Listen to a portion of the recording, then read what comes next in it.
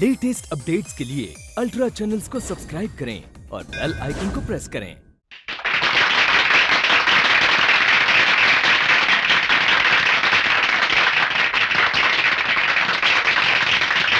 मेरे प्यारे कैदी भाइयों, आप जेल के कैदी हैं और मैं अहिंसा के उसूलों का कैदी।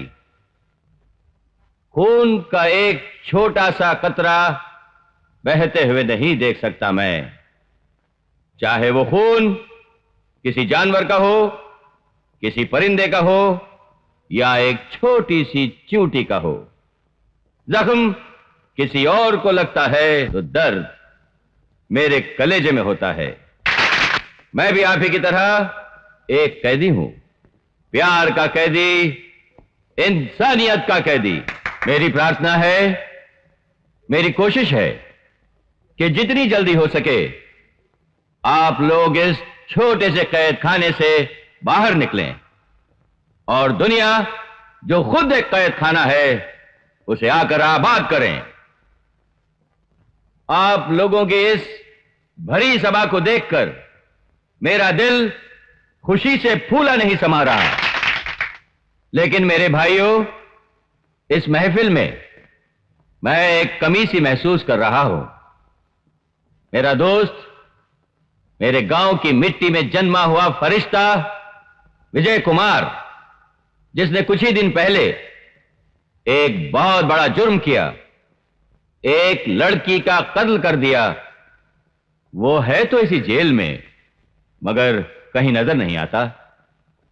मेरी तमन्ना है कि एक बार उससे मिलूं, उसे कोई दुख या तकलीफ तो नहीं है, उसके बारे में जानकारी हासिल करूं। इसीलिए इस जेल के अधिकारियों से मेरी विनती है कि एक बार वो विजय कुमार को यहां ले आएं। बहुत बहुत मेहरबानी होगी। विजय,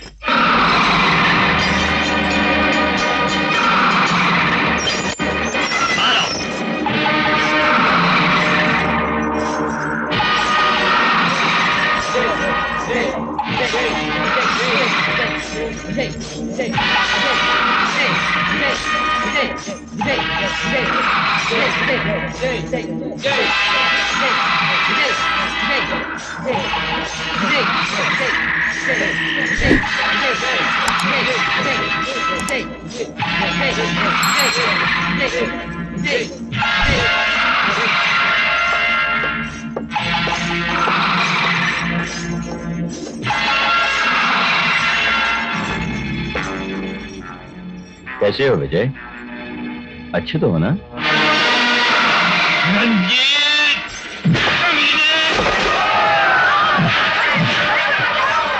छोड़ो मुझे! छोड़ो! छोड़! मैं खून पी जाऊंगा। अरे हट जाओ!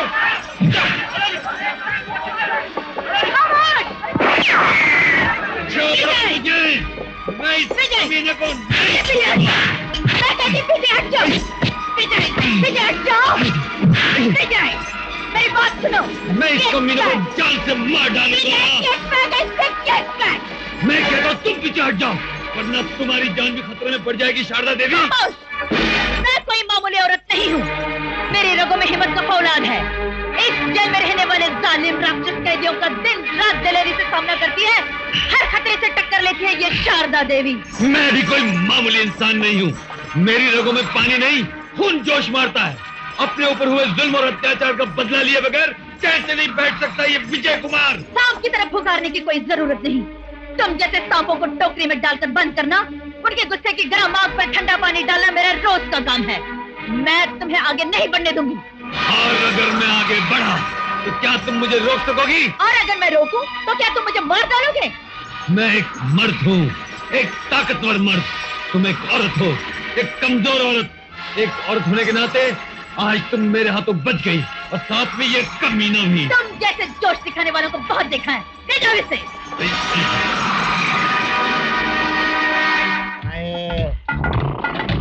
अरे ओ गणपति बाबा, देखो जिसका नाम जागो राजवाल है वो हमेशा सोता ही रहता है। क्या कैरेक्टर है। और मेरा नाम हसमुख। मैं भूख के मारे रोता ही रहता हूँ। अरे बंद कर यार ये खर्राटे। अरे तू बोलना है यार, आंखें बंद है, कान तो खुले हैं ना। अरे क्या हाथ खुले हैं? खर्राटों की फायरिंग कर रहा है और कह रहा कान खुले हैं। यार तेरे को 1000 मरतबा मैंने बोला है, जब मैं जागता हूँ तो मुझे भूख लगने लगती है और जब खाना खा लेता हूँ तो मुझे नींद आने लगती है। मगर तू आज किस खुशी में सो रहा है? हफ्तों गुजर गए रोटी का मुंह देखे हुए। इतना बुरा हाल है कि फकीरों ने भी अपनी बिरादरी में लेने से इनकार कर दिया। हाँ यार, भूख तो मेरे को भी बहुत जोर से लगी है, इतनी कस के लगी है कि अपनी परछाई का वजन भी नहीं उठाया जा रहा है यार। तो चल फिर चोरी कर लेते हैं, शायद कुछ खाने को मिल जाए। अरे नहीं बाबा, इससे पहले जितनी बार कोशिश की है खाने के बजाय पुलिस की मार खाने को मिली है। अरे आखिरी बार कर लेते हैं, उसमें है क्या? मगर चुराएंगे क्या? पिछली गली में मैंने बहुत ही तगड़ा मुर्गा देखा है, साले को चुरा लेते हैं। मुर्गा? वो क्या होता है? अरे एक बार बचपन में पिताजी लेकर आए थे, भूल गया क्या? मेरे पिताजी याद नहीं तो मुर्गा कहाँ से याद रहेगा? हा? क्या कैरेक्टर है? फिर सो गया। अरे चल यार। खर्राटे नहीं। अरे ए भाई। हाँ, चल। ए भाई उधर यार। सोना नहीं। कहाँ है पिताजी? हाँ पिताजी नहीं, मुर्गा। बचपन में कौन किसको लाया था? पिताजी लाए थे मुर्गे। अच्छा, मैं समझा मुर्गा पिताजी को लाया था। नहीं यार, जब देखो सोता ही रहता है। बहुत तगड़ा मुर्गा है। अरे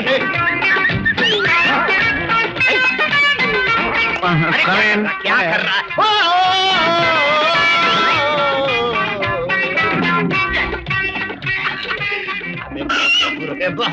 अबे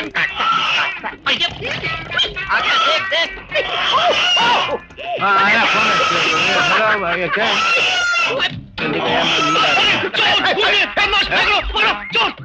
देखो सेठ, गाली नहीं देना, हम लोग बहुत शरीफ लोग हैं। गाली देना है तो कुछ खाना खिलाओ, खाली पेट गालियां हजम नहीं हो रही। मेरा लाखों का नुकसान कर दिया। लाखों का? ये मुर्गा के अकबर बादशाह के खानदान से था क्या? अनारकली का रिश्तेदार था। खामोश, ये मुर्गा फिल्मों में अमिताभ बच्चन के साथ काम करता था, कंटिन्यूटी में भी था। फिल्मों में अमिताभ बच्चन के साथ? लो, जिनको निवाला बनकर पेट में काम करना चाहिए वो एक्टर बनकर फिल्मों में काम कर रहा है। वाह वाह वाह वाह। क्यों यार? अरे यार तू इस वक्त सो रहा है जब मार पड़ने वाली है, क्या कर रहा है? नहीं, मैं सपने में जा रहा था। देखो सालों को, एक तो बदमाशी करते हैं। हम तो बहुत गरीब आदमी हैं, हफ्ते हो गए रोटी खाए हुए। भाई साहब हमको मत मारिए। अब मजा आएगा बेटा जब हवालात में मारे जाओगे। वहाँ खाने को मिलेगा? हाँ मिलेगा। हवालात में खाना तुम दोनों को जरूर मिलेगा, समझे? चलो। इसीलिए तुझसे कहा था पिताजी मत चुरा। अरे खाने को तो मिलेगा। शारदा देवी, तुम्हारी नजरों में मैं एक जालिम और राक्षस हूँ ना? बिल्कुल, सिर्फ जालिम और राक्षसी नहीं, बल्कि एक घायल भितरे हुए शेर की तरह हो, जो इंसानियत और प्यार से काबू में नहीं लाया जा सकता। तुमने अपने बदले की प्यास बुझाने के लिए रंजित कुमार का खून करने की कोशिश की। उसे देखकर तुम्हारे मन में एक दुश्मनी की आग ऐसे भड़क उठी जैसे उस आग पर किसी ने तेल छिड़क दिया हो। तुम क्या समझती हो? ये लोहे की सलाखें, ये पथरीली दीवारें मेरे अंदर सुलगती हुई दुश्मनी की आग को खत्म कर देंगी। इस आग को बुझाकर तुम्हें एक शरीफ इंसान बनाना मेरा फर्ज है, मेरी ड्यूटी है, और मुझे विश्वास है मैं अपना फर्ज निभा कर रहूंगी। शिखंडी, मैं न रूप बदलने वाली औरत हूँ, न शिखंडी हूँ, बल्कि एक रहमदिल औरत हूँ। और अगर न होती तो मैंने तुम्हारी शिकायत हायर अथॉरिटीज को कर दी होती कि तुमने जेल में खून करने और यहाँ से फरार होने की कोशिश की, और इन गलतियों पे सेक्शन 326 और 426 के तहत तुम्हारी सजा 7 साल के लिए और बढ़ा दी जाती। समझे? Mind it. अबे इंस्पेक्टर, नीरज कुमार की हिम्मत कैसे है मुझे गिरफ्तार करने की? रंजीत बाबू को पता चल गया ना तो तुम सबकी छुट्टी कर देंगे।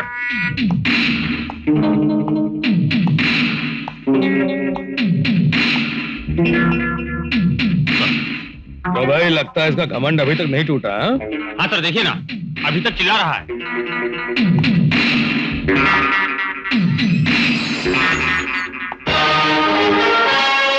अबे मोटे गैंडे साले हरामी, दिन दहाड़े स्मगलिंग करता और यहाँ आके बकवास कर रहा है, पुलिस वालों में दादागिरी कर रहा है।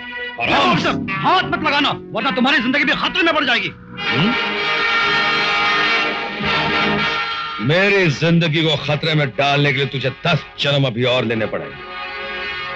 लगता है तूने अब तक मुझे और पुलिस को पहचाना नहीं। अगर पुलिस नहीं होती तो तुझ जैसे जुर्म के दांत रखने वाले सांप इंसानों का जीना मुश्किल कर देते और इस देश की इज्जत को खाक में मिला चुके। अरे जाइए साहब जाइए, रिश्वत के बाजार में एक नोट फेंको ना तो उसके बदले में 4 पुलिस वाले बिकने के लिए तैयार हो जाते हैं।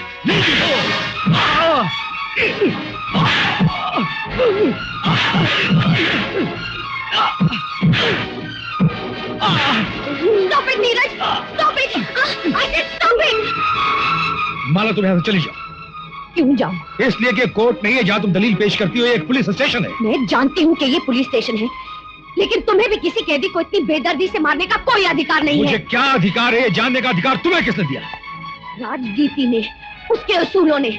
पुलिस वाले अगर कानून तोड़ेंगे तो अदालत उन्हें भी सजा दे सकती है, और मैं इस वक्त अदालत के नुमाइंदे की हैसियत से तुम्हें मना करती हूँ। आप भूल रही है वकील साहिबा, इस वक्त आप यहाँ एक मेहमान की हैसियत से, एक दोस्त की हैसियत से आई है, वकील की हैसियत से नहीं। हाँ जानती हूँ, मैं यहाँ एक दोस्त, एक मेहमान की हैसियत से आई हूँ, लेकिन मैंने अपनी आंखों से कानून की रक्षा करने वाले को कानून तोड़ते हुए देखा है। कानून मैंने नहीं तोड़ा है माला, बल्कि कानून ये जलील लोग तोड़ते हैं, और उसके बाद हम कानून की रक्षा करने वालों को मजाक उड़ाते हैं। ऐसे शैतानों को रास्ते पे लाने के लिए ठोकरों से मारना ही पड़ता। गलत, तुम्हारी ये फिलॉसफी गलत है कि ठोकरों से और मारने से मुजरिम सुधारे जा सकते हैं। इस किस्म की सजा एक इंसान को हैवान बना देती है। माला, यू डोंट अंडरस्टैंड, रातों के भूत बातों से नहीं मानते। ऐसे हैवानों को इंसान बनाने का सिर्फ यही एक रास्ता। You are wrong, absolutely wrong. I don't want to discuss anything with you. Would you please? Okay, तुम मुझे इस पुलिस स्टेशन से तो निकाल सकते हो, लेकिन मेरी जबान नहीं रोक सकते। किसी भी इंसान पर हाथ उठाना, भले ही वो मुजरिम क्यों ना हो, गलत है, गैर कानूनी है, जुर्म है। माला! Mind it. नमस्ते बेटी। नमस्ते। हाँ, शास्त्री जी आज यहाँ क्यों आए थे? क्या बात है? शास्त्री जी उन्हीं घरों में जाते हैं जहाँ के लड़के लड़कियाँ शादी की उम्र तक पहुँच जाते हैं। किसकी शादी? किसके साथ? अरे बेटी, तेरी शादी नीरज के साथ। मेरी शादी और उस पुलिस वाले के साथ जो बिना गुनाह साबित हुए एक इंसान को बेवजह कुत्तों की तरह मारता रहता है? अरे तुम दोनों की बातें सुनकर पड़ोस वाले कहेंगे कि वकालत करने वाले पुलिस वाले दोनों ही बेकार हैं, किसी काम के नहीं। मैं और तेरे स्वर्गीय पिताजी बचपन के दोस्त थे। तुम दोनों के पैदा होने के बाद हमने फैसला किया था कि जब तुम बड़े हो जाओगे तो इस दोस्ती को रिश्ते में बदल देंगे। हाँ बेटी, तेरे पिता के चले जाने के बाद भूषण भैया ने हमें सगे रिश्तेदारों की तरह पाला पोसा, तुझे पढ़ाया लिखाया, वकील बनाया। क्या बातें हो रही हैं? मेरी शादी इस वकील साहिबा से जो मुजरिम को मासूम मानती है और कोर्ट में मासूमों को मुजरिम साबित करके सजा दिलवाती है, हरगिज नहीं। इम्पॉसिबल। बेटे, बेटे, तुम्हें वकीलों से चिढ़ है और माला पुलिस वालों को पसंद नहीं करती। तुम्हारी रोज रोज की तकरार कहीं प्यार को नफरत में न बदल दे, इसी कारण हमने इस शादी को जल्दी करने का फैसला किया। जागो, ए जागो। अरे क्या खास जागो, ये भी गरीबों की तकदीर की तरह हमेशा सोता ही रहता। जागो। हाँ बोल रहे हैं यार, आंख बंद है, कान तो खुले हैं ना। अरे खाना खाना नहीं चलना है क्या? क्या खाना? वो उधर कैदियों को बता है, उधर। वो खाना है, उस खाने से तो मार खाना अच्छा है। पता नहीं जेल में लोग कैदियों को खाने के नाम पे क्या खिलाते रहते हैं यार। चलो मालूम, पिछले जमाने में लोग जो खाना खाते थे तो 5 दिनों तक हाथ से खुशबू नहीं जाती थी। ये कल रात को खाना खाया, अभी तक मुंह से बदबू नहीं जा रही है।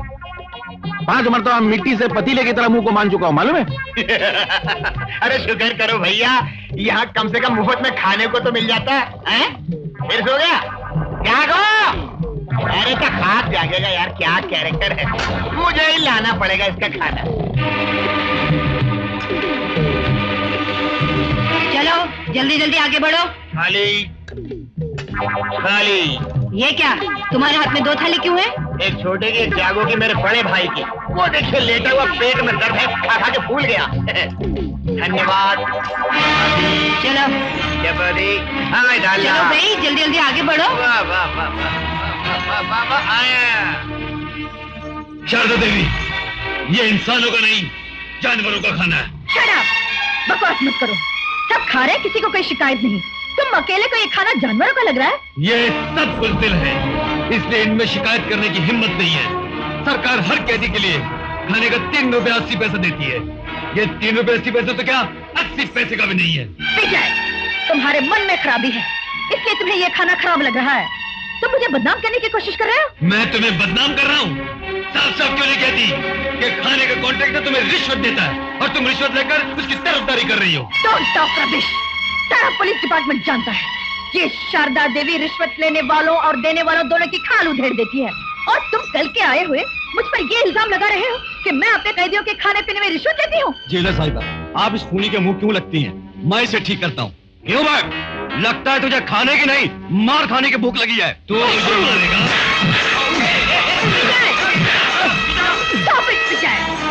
दिन ब दिन तुम इंसानियत के हदों को पार करते जा रहे हो। जिसके दिल में आग लगी होती है उसकी इंसानियत भी उसी आग में जलकर खाक हो जाती है। मगर तुम तो सच्चाई के रास्ते पर चलने वाली कानून की प्रतिनिधि हो ना।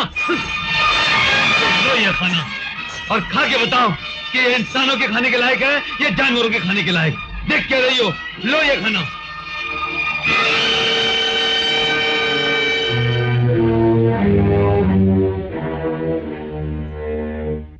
अबे तोताराम, एक बात हमारी समझ में नहीं आई। ये शारदा देवी का क्या मकसद है हमें खाने पर बुलाने का?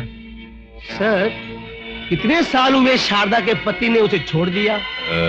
5-6 साल हो गए होंगे। मिल गया जवाब, मिल गया जवाब। सर, हुकूमत करने वाले के हाथ से ताकत और औरत के हाथ से जब मर्द निकल जाता है तो वो दोनों ज्यादा देर तक चुप नहीं रह सकते। Right you are. आजकल वो अकेली है। हो सकता है जेल के कैदियों के साथ रह रहकर मुरझा गई हो। अरे हम जैसे मर्द से मुलाकात होगी तो उसकी जिंदगी में एक नया रंग जरूर आएगा। चलो हो जाए हंगामा।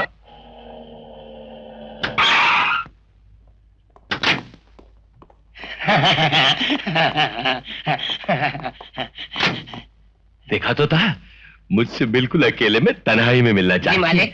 अरे इसलिए तो उसने स्कूल जल्दी भेज दिया अपनी बेटी को। आइए आइए, नमस्ते। नमस्ते। मैं कब से आपका बेचैनी से इंतजार कर रही थी।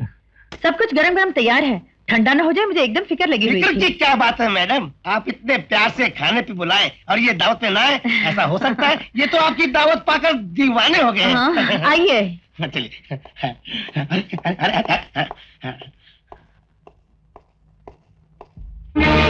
ये देखे चावल कितने खूबसूरत और सफेद रंग के हैं, बिल्कुल संगमरमर के टुकड़ों की तरह। दरअसल मैं कोई अमीर औरत तो हूँ नहीं जो अपने मेहमानों को हाई क्वालिटी का खाना खिला सकूं। बस जो कुछ रूखी सूखी है आपके सामने पेश कर रही हूँ। और ये देखिए दाल, देखिए कितनी गाढ़ी है, एकदम दरिया का बहता हुआ पानी। ऐसा खाना तो शायद स्वर्ग में भी नहीं मिलता होगा। ये लीजिए, खाइए, बहुत अच्छी है, खाइए ना प्लीज। ये खाना है क्या? ऐसा खाना तो कुत्ते भी नहीं खाते। There you are। ऐसा खाना जो कुत्ते भी नहीं खाएंगे तुम मेरे जेल के कैदियों को खिलाते हो। दरअसल ये खाना मेरे घर का पका हुआ नहीं है, बल्कि ये खाना वही है जो तुम मेरे कैदियों को रोज सप्लाई करते हो। तुम्हें भी इस खाने का मजा चखा दूं, इसलिए मैं थोड़ा सा अपने साथ घर लेकर आई हूँ।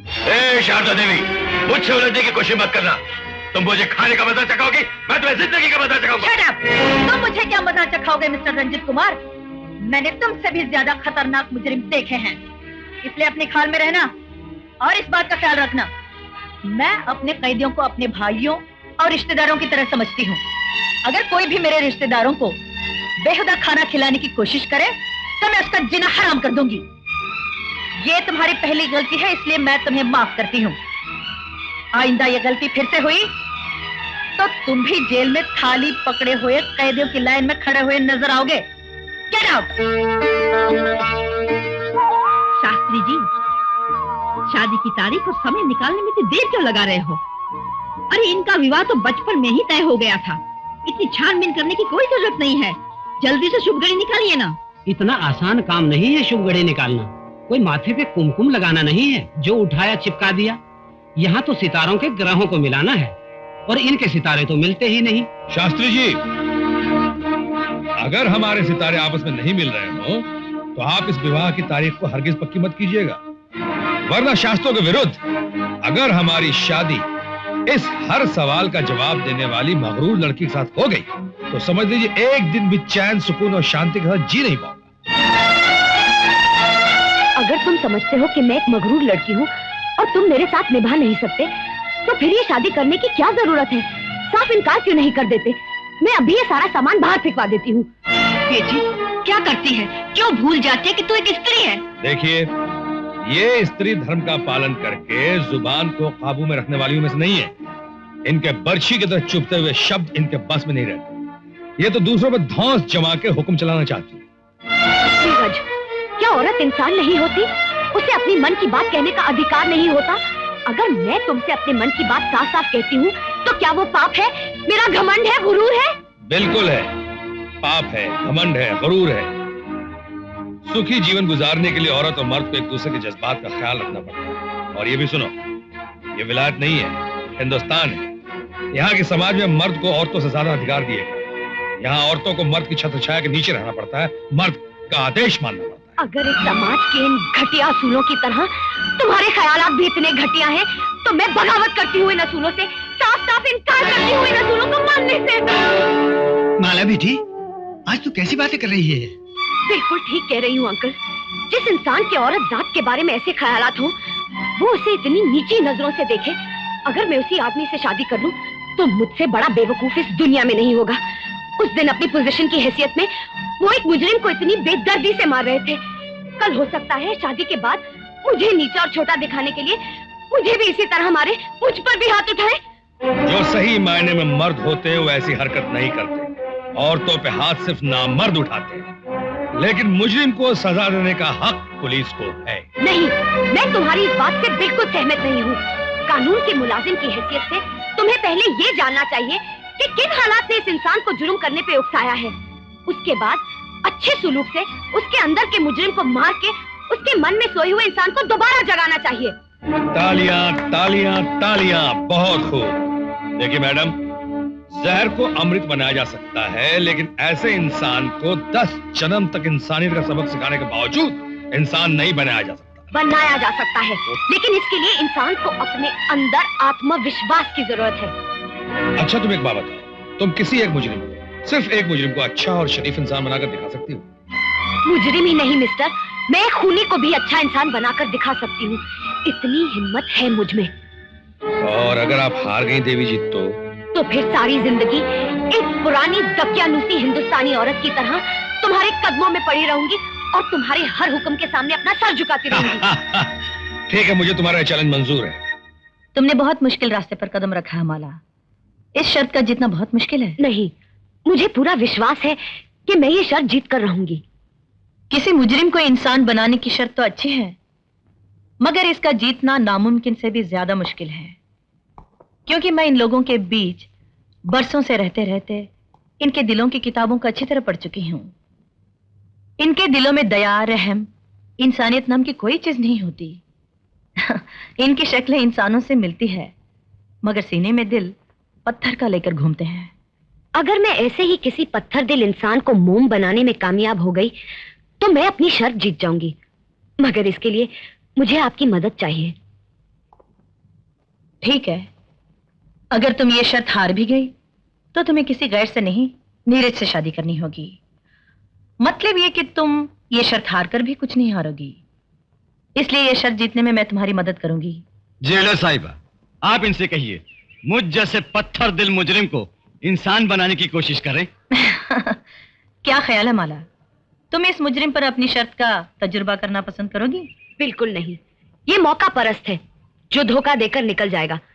मुझे एक ऐसे खतरनाक और खूनी मुजरिम से मिलाइए जिसे इंसान बनाकर शर्त जीतने का कोई मजा भी आए। तो ठीक है, मैं तुम्हें ऐसे एक वैश्य से मिलाती हूँ। आओ।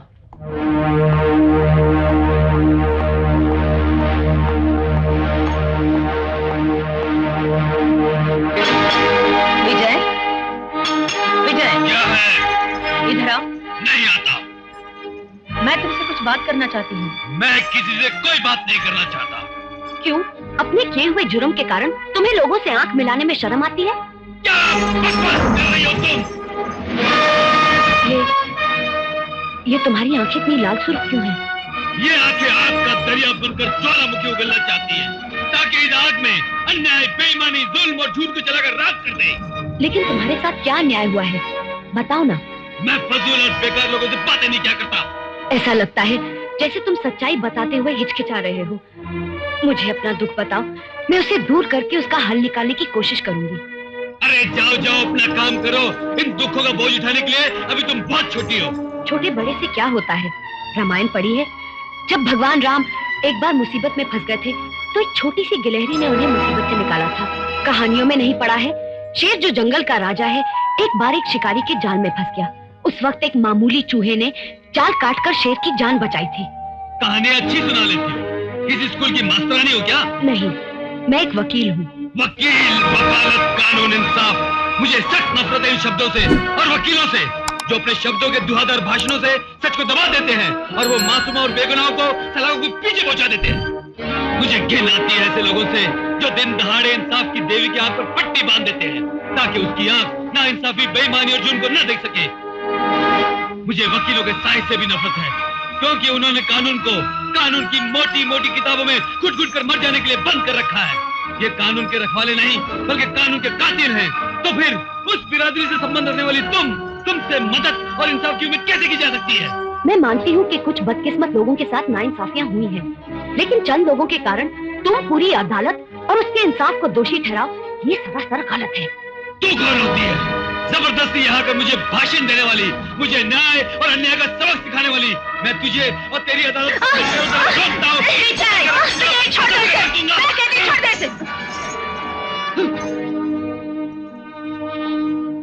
देखो माला, मैंने तुमसे पहले ही कहा था ये इंसान नहीं, ये खूंखार भेड़िया है। इससे उलझना ठीक नहीं है। जेलर साहिबा, मेरी आपसे यही प्रार्थना है कि आप मुझे इस खूंखार आदमी से हर रोज मिलने की इजाजत दें। क्या? हाँ, मुझे पूरा विश्वास है कि मैं इसके दिल से सारा जहर निचोड़कर इसे फिर एक मासूम आदमी बना सकती हूँ। देखो माला, मैं अब भी तुमसे कहती हूँ, इस खतरनाक काम के ख्याल को अपने मन से निकाल दो।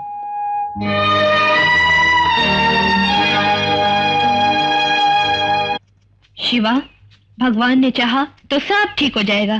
तुम अगले हफ्ते छूट जाओगे। हम मियाँ बीबी अपना प्यार भरा जीवन नई खुशियों और प्यार के साथ फिर से शुरू करेंगे।